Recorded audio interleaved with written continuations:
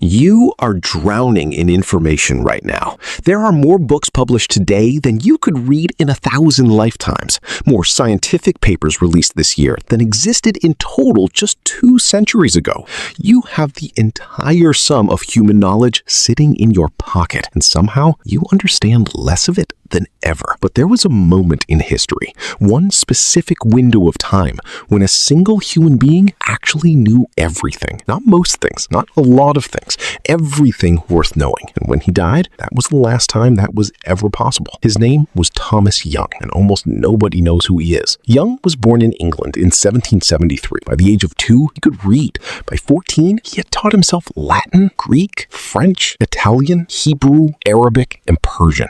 Not because anyone told him to, because he wanted to know. He went on to become a physician, a physicist, a musician, an Egyptologist, and a linguist. He made foundational contributions to how we understand light, how we understand vision, and how we understand the mechanics of the human body. He was the first person to use the word energy in its modern scientific sense. He helped crack the Rosetta Stone, one of the greatest intellectual achievements in the history of archaeology, and he did it as a side project. Not his main work, a side project. But here is the part that stops you cold. None of this made him unusual for his time, because Thomas Young lived in the last era when this was still possible. In the 1700s, human knowledge had been accumulating for thousands of years, but he was still a finite body. The complete works of science, philosophy, medicine, mathematics, and history could. It exploded. New fields appeared faster than any single mind could absorb them. Chemistry split from natural philosophy. Biology became its own science. Engineering fractured into dozens of specializations. Physics alone became so vast that no one person could master even a fraction of it. The world didn't just get more complicated. It got too complicated, and humanity made a choice. Not a conscious one, not a deliberate one, but a choice all the same. We stopped trying to understand everything. We started trying to understand one thing perfectly.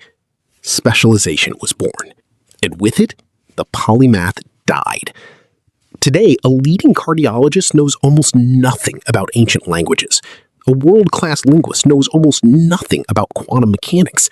A brilliant software engineer may have never read a philosophy text in their life. This is not a criticism. This is survival. The only way to push the boundary of human knowledge forward now is to go deep into one narrow corridor and spend a lifetime there. But something was lost. Something nobody had a funeral for. When Thomas Young looked at the Rosetta Stone, he didn't see an archaeology problem. He saw a language problem, a history problem, a cultural problem, and a puzzle, all at once. Because he carried all of those fields inside him simultaneously, he could see connections that a specialist never could. That cross-domain vision is what cracked it, and we don't have that.